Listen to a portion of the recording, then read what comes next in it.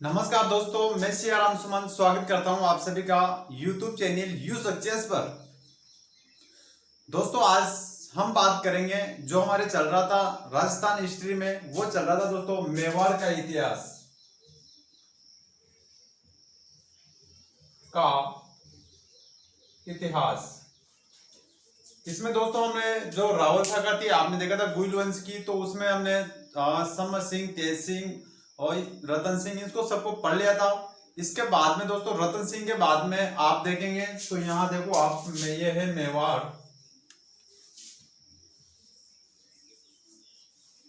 ये दोस्तों यहाँ पर मेवाड़ पे जो आप देखेंगे कि रतन सिंह को मारकर 1303 में इस दुर्ग को जीतकर अलाउद्दीन खिलजी ने अपने पुत्र को यानी कि दोस्तों खिलजी खां को सौंप कर दोस्तों ये इस प्रकार से अलाउद्दीन खिलजी चला गया था और इसका नाम बदलकर खिलजाबाद कर दिया था।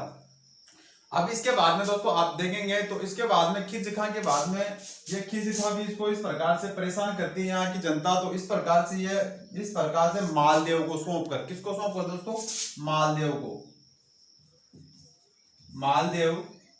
मालदेव को दोस्तों सौंप कर खिलजी खां भी वापिस चला जाता है। ये मालदेव दोस्तों मानग्यो सोनगराय दोस्तों, मानग्यो सोनगराय है। आप देखेंगे तो दोस्तों ये कानड़ देव का भाई। मालदेव सोनगराय के बाद में दोस्तों यहाँ पर चित्तौड़ में जो अगला शासक आता है वो आता है दोस्तों जैसा या वीरा। इसके बाद में कौन आता है दोस्तों? जैसा या दोस्तों वीरा आता है। तो यहाँ तक की दोस्तों ये वाली स्टोरी थी। इसके बाद में दोस्तों आपने देखा था दोस्तों एक जो शासक था रण सिंह। आपने देखा होगा रण सिंह, मैंने बताया था आपको, रण सिंह एक शासक था। इसके समय दोस्तों दो शाखाओं में विभाजित होता है और इसका दोस्तों एक पुत्र जिसका नाम था दोस्तों राहब। क्या नाम था उसका? राहब। ये आता है दोस्तों कहां पर? यहाँ पर सिसोदा में आता है दोस्तों। और जहां पर दोस्तों सिसोदिया वंश की शाखा, सिसोदिया वंश की दूसरी, ये गुहिल वंश की दूसरी शाखा सिसोदा, यहाँ पर इस प्रकार इसकी उत्पत्ति होती है दोस्तों। ठीक है, तो इसको देखते हैं दोस्तों। राहब आता है जब आप देखेंगे दोस्तों कि 1303 में जब आक्रमण हुआ था अलाउद्दीन खिलजी का रतन सिंह के ऊपर, रावल रतन सिंह के समय। तो इस समय दोस्तों आक्रमण के समय जो सिसोदिया का दोस्तों जो ठाकुर था वो था दोस्तों लक्ष्मण सिंह। कौन था दोस्तों? लक्ष्मण सिंह था दोस्तों। इसके 7 पुत्र थे। कितने पुत्र थे दोस्तों? इसके 7 पुत्र थे, जो कि दोस्तों जो 1303 में जो आक्रमण हुआ था अलाउद्दीन खिलजी का, उसमें इन्होंने भाग लिया। और ये 7 पुत्रों सहित दोस्तों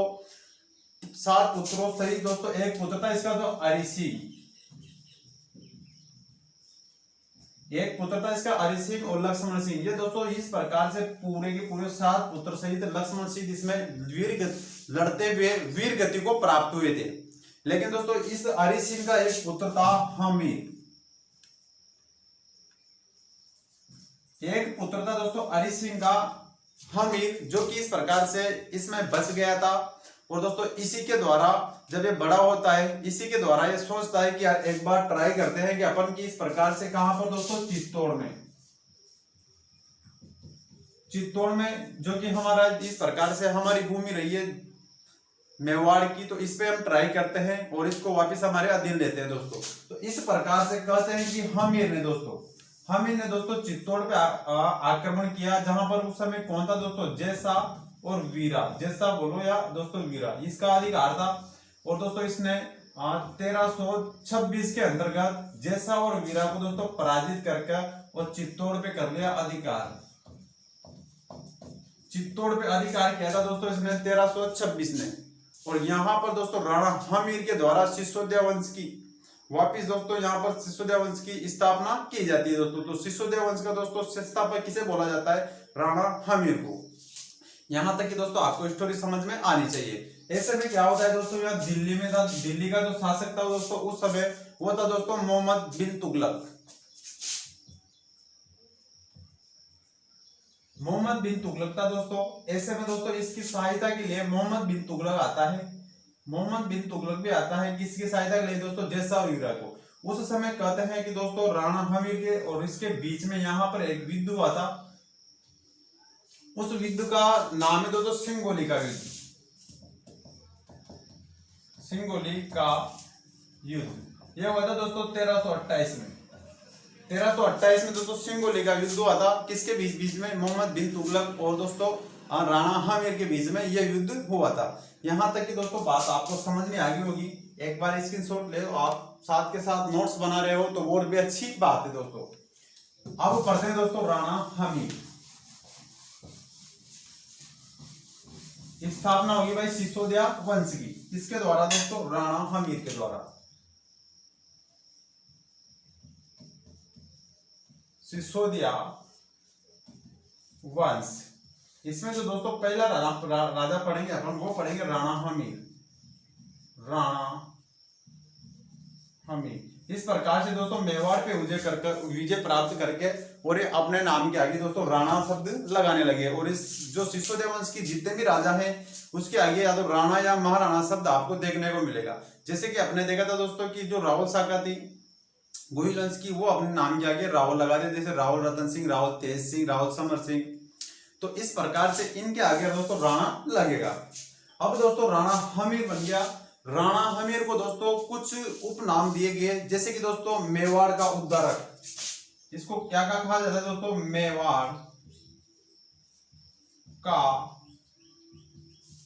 मेवाड़ का उद्धारक कहा जाता है दोस्तों। इस प्रकार से इसने वापस मेवाड़ की जो मेवाड़ वंश की जो अपने पूर्वजों की वो भूमि थी उस पर वापस इसने अधिकार किया था दोस्तों। तो इसको मेवाड़ का उद्धारक कहा जाता है। विषम घाटी पंचानन,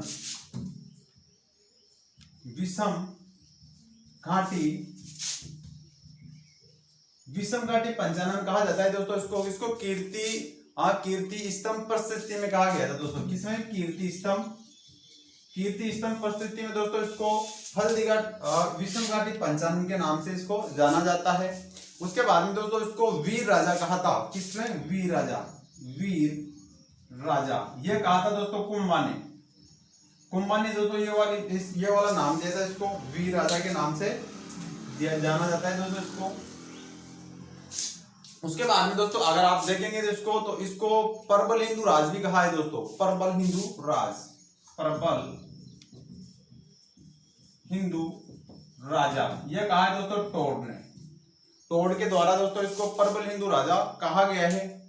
आप एक बार दोस्तों आपको सारी चीजें याद होनी चाहिए। हिंदू बादशाह किसे कहा जाता है? कमेंट करके बताइए मुझे दोस्तों कि हिंदू बादशाह किसे कहा जाता है? हिंदू बादशाह कहा जाता है दोस्तों मालदेव को कहा जाता है। हिंदू सुल्तान कहा जाता है दोस्तों कुंभा को। प्रबल हिंदू राजा कहा जाता है दोस्तों हमीर को, जो आपने देखा था। उसके बाद में दोस्तों हिंदू पति कहा जाता है सांगा को। उस समय आपने देखा होगा दोस्तों सांगा को। और उसके बाद में दोस्तों अंतिम हिंदू सम्राट कहा जाता है दोस्तों पृथ्वीराज तृतीय को या पृथ्वीराज चौहान को दोस्तों ये अंतिम हिंदू सम्राट कहा जाता है। तो दोस्तों आपको याद रखना चाहिए हिंदू बादशाह मालदेव को, हिंदू सुल्तान कुंभा को, प्रबल हिंदू राजा जो कि राणा हमीर, और हिंदू पद दोस्तों सांगा को, और अंतिम हिंदू सम्राट पृथ्वीराज चौहान को कहा जाता है या पृथ्वीराज तृतीय को कहा जाता है। तो दोस्तों ये वाली बात हो गई। अगर आप दोस्तों राणा हमीर का दोस्तों शासन काल देखेंगे तो राणा हमीर ने दोस्तों 1326 से लेकर 1364 तक 1326 से लेकर दोस्तों 1364 तक इसका शासन काल रहा था। चाहो तो याद कर लो। वैसे तो शासन काल नहीं पूछा गया अभी तक राणा हमीर का किसी भी शासक का। तो इसके बाद में दोस्तों जो अगला जो शासक चलेगा हमारे, ये राणा हमीर की दोस्तों यहां तक की बात हो गई। इस प्रकार से दोस्तों इसको कुछ उपनाम दिए गए। इसके बाद में जो दोस्तों शासन आता है खेता या क्षेत्र सिंह। राणा खेता या दोस्तों इसको क्षेत्र सिंह के नाम से भी जाना जाता है। क्षेत्र सिंह, राणा और क्षेत्र सिंह की दोस्तों खेता या क्षेत्र सिंह की दोस्तों कुछ भी बातें नहीं है। खेता या दोस्तों क्षेत्र सिंह की कुछ भी बातें नहीं है दोस्तों। इसने 1364 से लेकर 1382 तक शासन किया था दोस्तों। 1364 से लेकर और 1382 तक इसने शासन किया था। इसकी और कुछ बातें नहीं। इसने दोस्तों हाड़ौती के दोस्तों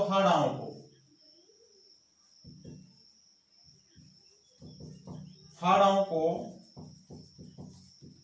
पराजित करके हाड़ा को दोस्तों पराजित करके, और इस प्रकार से कुछ समय के लिए ये हाड़ौती क्षेत्र को अपने रियासत में दोस्तों मिला लिया था, अर्थात दोस्तों मेवाड़ में मिला लिया था। इसकी दोस्तों एक पासवान रानी थी, क्या कौन सी रानी दोस्तों? पासवान।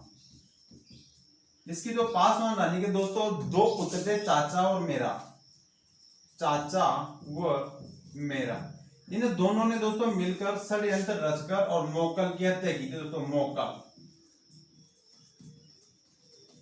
मोकल की हत्या इन दोनों ने मिलकर की थी दोस्तों। तो ये दो पॉइंट है जो आपको इस प्रकार से राणा खेता या छत्र सिंह से दोस्तों आपको याद रखना है दोस्तों। इसके बाद में जो दोस्तों शासन आएगा वो आएगा दोस्तों राणा लक्ष्य सिंह या दोस्तों लाखा। कौन सा शासक आएगा दोस्तों? राणा लक्ष्य सिंह या लाखा।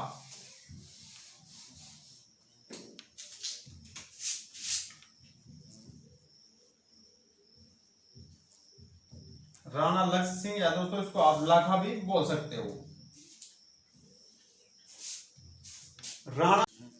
राणा लक्ष्य सिंह या दोस्तों लाखा का जो शासन काल देखेंगे आप, तो ये दोस्तों इसका शासन काल है 1300, जो आप देखेंगे दोस्तों 1382 से लेकर दोस्तों 1421 तक। 1421 तक दोस्तों इसका शासन काल है।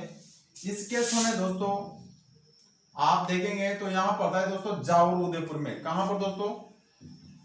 जावर उदयपुर पड़ता है दोस्तों। यहां पर दोस्तों एक खान निकलती है, चांदी की खान। किसकी खान दोस्तों? चांदी की खान निकलती है दोस्तों। अब दोस्तों चांदी की खान निकल गया था दोस्तों, इतना धन निकला है, तो इस पैसे को क्या करे भाई? ऐसे में होता क्या है दोस्तों कि जब आपने देखा होगा दोस्तों, तो जब अलाउद्दीन खिलजी ने दोस्तों जब आक्रमण किया था, तो इसमें दोस्तों सारे हिंदू मंदिरों को तोड़वा दिया था। तो ऐसे में होता क्या है कि इस धन से, इस चांदी से, इस पैसे से जो राणा लाखा है वो दोस्तों अलाउद्दीन खिलजी द्वारा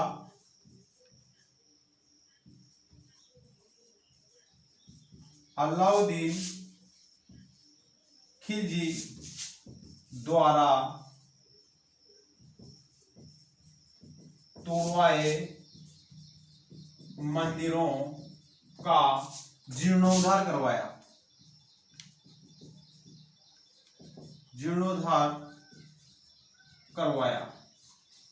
इस पैसे का दोस्तों, इस चांदी का क्या किया इसने? जो अलाउद्दीन खिलजी द्वारा जो हिंदू मंदिरों को तोड़वाया गया था दोस्तों, उसी का दोस्तों इन्होंने इस प्रकार से जीर्णोद्धार इसमें करवाया था। तो दोस्तों ये वाली बातें इसने दोस्तों एक और चीज है कि इसने दोस्तों मारवाड़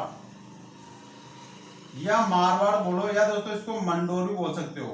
मंडोर की राजकुमारी थी दोस्तों, उसका नाम था हंसाबाई से विवाह किया था। मंडोर या मारवाड़ की राजकुमारी हंसाबाई से दोस्तों इसने विवाह किया था। और दोस्तों ये जो विवाह हुआ था वो एक शर्त पे हुआ था। वो शर्त ये थी कि इसका जो भावी पुत्र है वही दोस्तों मेवाड़ का अगला शासक होगा, या दोस्तों अगला राजा होगा, या उसका उत्तराधिकारी होगा। ये इस शर्त पे दोस्तों ये विवाह हुआ था हंसाबाई से। और दोस्तों इसका जो पुत्र हुआ था अगला, वो हुआ था दोस्तों मोकल। इनसे दोस्तों रानी हंसाबाई से मोकल का जन्म हुआ था।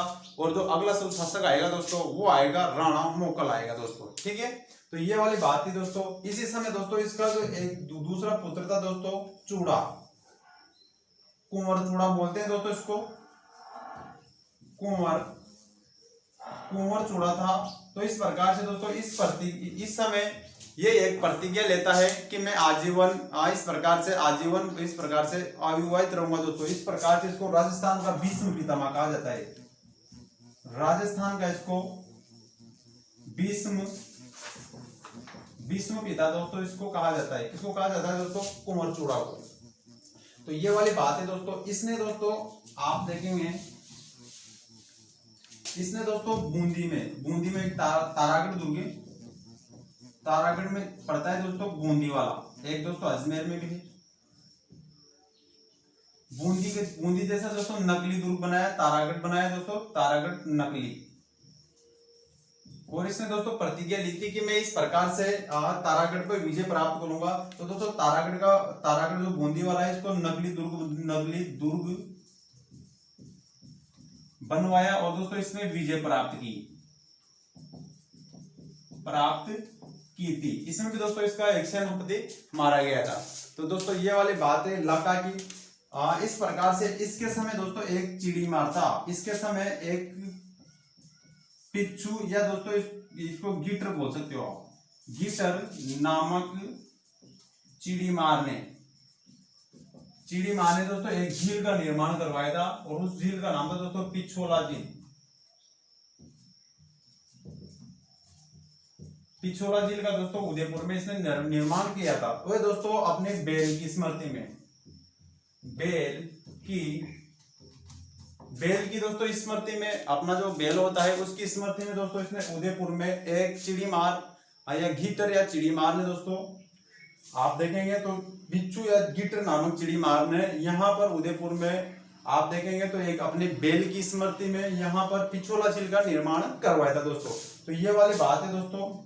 इसके बाद में दोस्तों अगला जो शासक आएगा वो आएगा अपने मोगल, जिसको हम अगले वीडियो में देखेंगे दोस्तों। यहाँ तक की बातें आपको समझ में आई होगी। अगर दोस्तों वीडियो अच्छा लगा हो तो चैनल को लाइक शेयर सब्सक्राइब जरूर करें, अपने दोस्तों को शेयर करना ना भूलें।